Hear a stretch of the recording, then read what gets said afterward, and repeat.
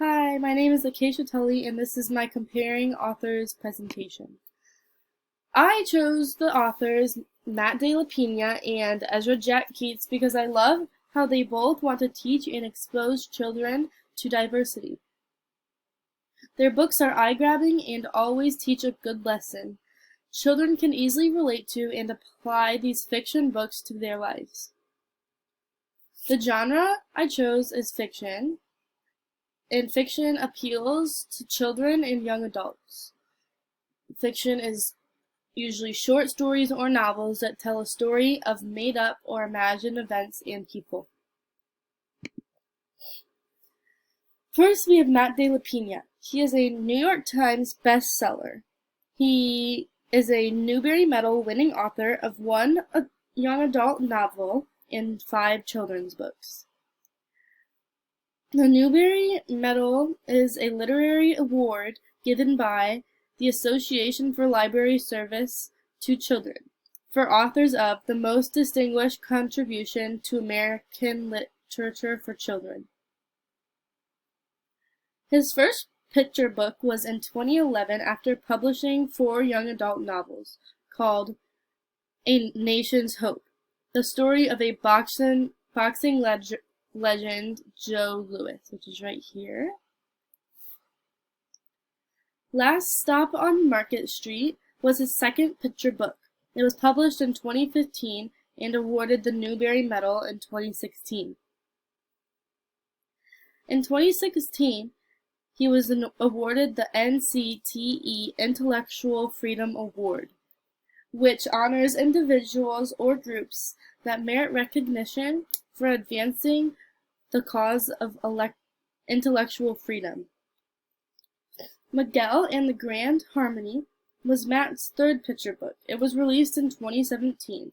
It was also released by Disney in English and Spanish. The book is a tie-in to the very popular Pixar movie Coco, which is right there.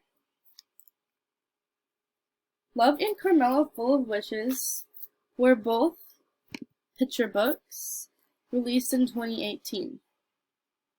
Newspapers and literary journals like Times Magazine, New York Times, NPR.org, and many others release short fiction and essays written by Matt.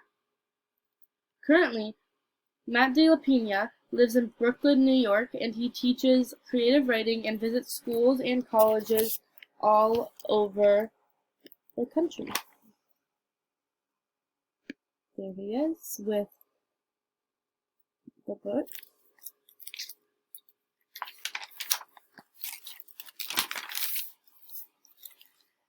Now, Ezra Jack Keats. Ezra Jack Keats was born March 11, 1916. He loved art ever since a young age, but his father never approved of his art until he earned 25 cents from painting an advertisement for a local store. His father sadly died the day before his high school graduation, and Ezra had to go in and identify his body. In Ezra's dad's wallet, he had cutouts of awards that Ezra had won in the newspaper. Only then did Ezra know how proud his dad really was of him.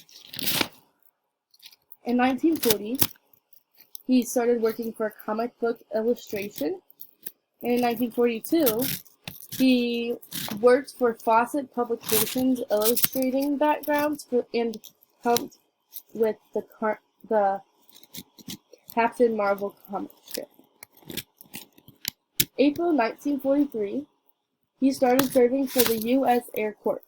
He used his artist skills to design different patterns of camouflage. He was given honorary discharge in 1945 and returned to New York with many health issues. He changed his name 2 years after World War II, and his name was Jacob Ezra Katz, but then he changed it to Ezra Jack Keats.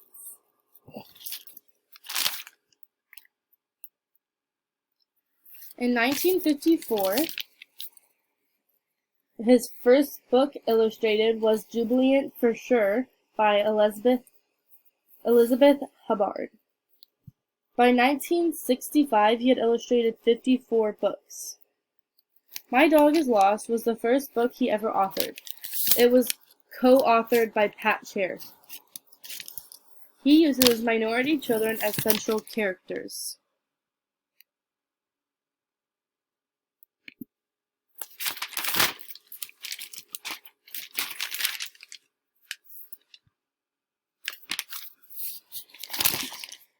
Peter was a big part of Keats' writing.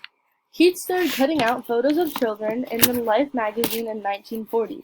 All these cutouts were creating a black hero to make up into a main character throughout his children's books. This was a first for children's book history, but Keats knew that this should have happened a long time ago. He would take the cutouts and put them on his studio walls simply because he loved looking at them. Soon enough, the book The Snowy Day featured Peter and received the Caldecott Medal for the most distinguished picture book for children in 1963. Peter appears in 6 books, A Small Boy in Snowy Day all the way up to Adolescence and Pet Show. Keats authored and illustrated more than 85 books for children. In 1980, the University of Southern Mississippi Medallion for Outstanding Contributions in the Field of Children's Literature. May 6, 1983, Ezra died of a heart attack. Here we have the inspiration of Peter. On the right is an image. Here, I'll move me. The right, that's what was in the newspaper. New York Times released an article on Keats and shared a quote of his, and it says, "Sometimes I would feel that life was one vast desert, and I could pick up a stone and water would spurt out. I wonder what ripples of laughter and joy and love are buried, to surface one day, just as the meaning of Peter's pictures had finally emerged for me." The photo is from the 1940 Life magazine, and it is a model of Peter in Snowy Day.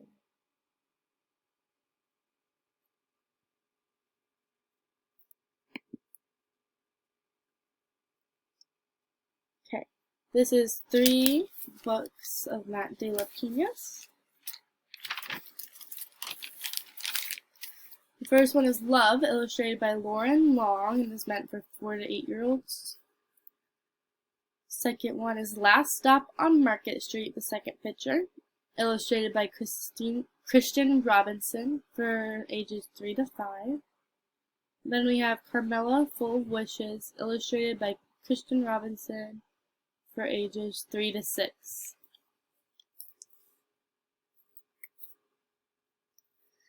Now, 3 books of Ezra Jack Keats is The Snowy Day, as illustrated by Ezra Jack Keats also, for 2 years and up. We have High Cat, illustrated by Ezra Jack Keats as well, ages 3 to 7.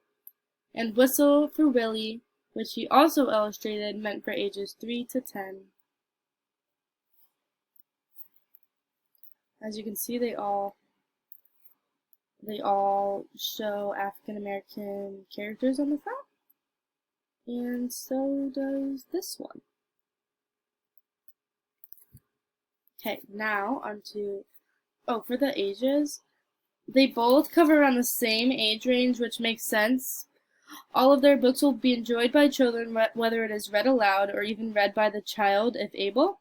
They will be able to understand these books and hopefully relate to them or apply them to their lives. Okay, similarities.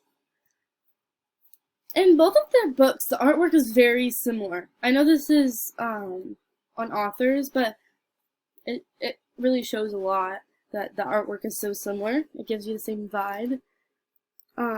Both have very colorful pages. They're abstract and watercolor paintings. Both of the authors show that the protagonist goes through hard times but overcomes and makes the best out of every situation. The main characters are very independent. Both authors strive to have main characters of ethnicities other than white, such as African American, Mexican, or Latino, Latina. This should be normal, but as authors, they never saw it as much. The Snowy Day was actually one of the first children's books with an African American protagonist, and it made history. Both authors created fictional characters, but they are similar to young children all around. They're very relatable. And all of the children use their imagination, or the kids are they need to use theirs. Both of the authors include and promote diversity. Dialogue is used a lot through each of the children's books, which we'll see later on too. We have a lot of dialogue here already. Okay, differences. Pina specializes in young adults, while Keats specializes in children's books. Pina actually never even thought he would be a children's book writer until he tried it out, and he only made like just a few children's books. He doesn't have too many, unlike Ezra, which he specializes in children's books. And I also realized Ezra illustrates his own children's books. And then we'll go into more differences in these pictures. Okay. Pina uses metaphors and similes throughout his books much more than I noticed in Keats. Which here, this is a metaphor in here. It says, "In the beginning there is light, and two wide-eyed figures standing near the foot of your bed in the..." Oh, that's not a metaphor. That's the wrong picture. Okay. Pina uses metaphors and similes throughout his book much more than I noticed in Keats.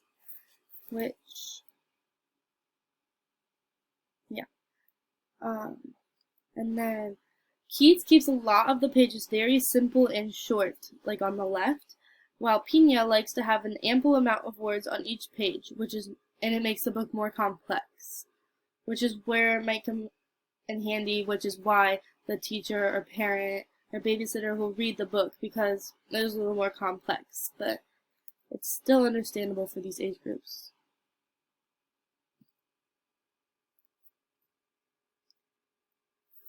Here's two. All in all, both authors are very similar. I look at each and they resemble each other a lot. Both authors have very realistic characters and scenarios, but still keep it fiction. These books are worth the read and examination. I hope you take the chance to look into them.